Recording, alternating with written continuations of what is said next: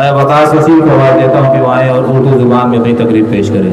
نصلی علی رسولہ الکریم وعلی آلہ واصحابہ اجمعین، اما بعد. اعوذ باللہ من الشیطان الرجیم، بسم اللہ الرحمن الرحیم. نون والقلم وما یسطرون، صدق اللہ العظیم.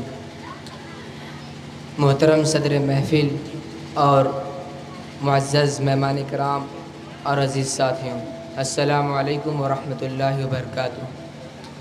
اللہ رب العالمین کا بے حد شکر ہے کہ اس نے ہمیں ایک ایسی عظیم دولت سے نوازا جس کی بنا پر آج ہم اشرف المخلوقات بنے. وہ دولت ہے علم کی دولت. چنانچہ آج میری تقریر کا عنوان ہے علم کی اہمیت.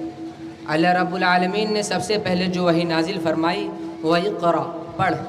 اقرا بسم ربک الذی خلق، پڑھ اپنے رب کے نام سے جس نے تجھ کو پیدا کیا.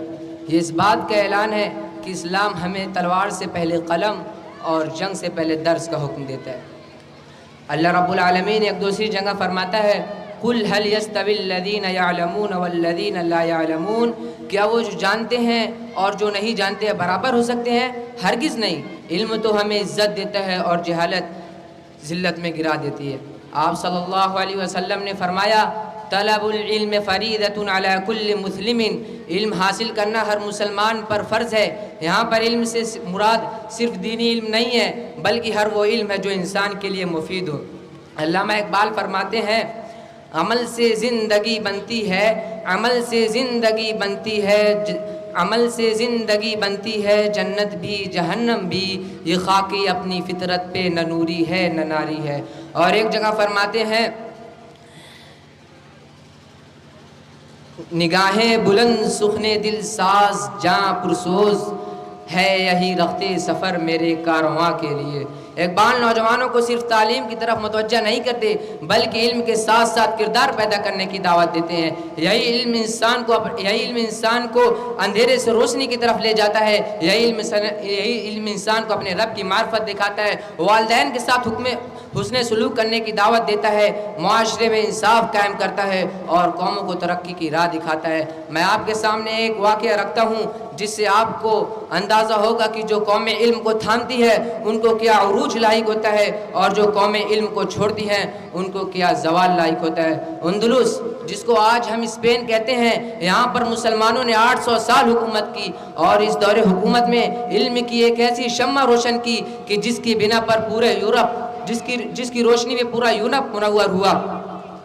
اندلس کے شہر کرتبہ میں عظیم ترین لائبریریاں قائم کی گئی. کہا جاتا ہے کہ وہاں لاکھوں کتابیں موجود تھی جبکہ اس زمانے میں یورپ کے بڑے بڑے بادشاہوں کے پاس چند درجنے کتابیں بھی نہ تھی. وہاں اندلس کی گلیوں میں راتوں کو چراغ منور ہوتے جبکہ یورپ کے اکثر شہر اندھیروں میں ڈوبے رہتے تھے. علم اندھیروں میں ڈوبے رہتے تھے. وہاں کے علماء نے طب، فلکیات، ریاضی، سائنس اور ٹیکنالوجی میں اتنی مہارت حاصل کی کہ بعد میں یورپ نے اسی علم کی بدولت ترقی حاصل کی. اور لیکن جب انہوں نے علم سے دوری اختیار کی، قرآن کو چھوڑ دیا، آپس سے اختلافات میں مبتلا ہو گئے اور عیش و عشرت میں مبتلا ہو گئے، اتحاد کو ترک کر دیا تو ان کا زوال شروع ہو گیا. چنانچہ 1492 عیسوی میں اندلس مسلمانوں کے ہاتھوں سے چھین لیا گیا اور وہاں کے علماء کو شہید کر دیا گیا. لائبریریاں گرا دی گئی، کتابوں کو جلا دیا گیا، مسجدوں کو گرجا گھر میں تبدیل کر دیا گیا، مسلمانوں کو اندلس سے باہر نکال دیا گیا.